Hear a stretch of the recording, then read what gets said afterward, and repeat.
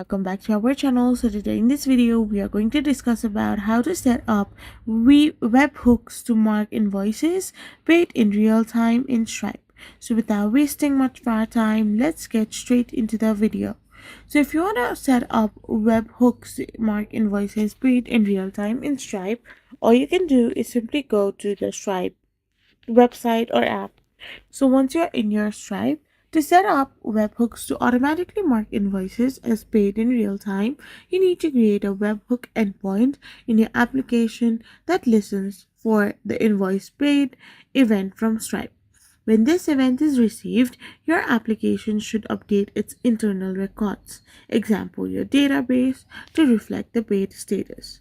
So first of all, you need to create a webhook endpoint in your application.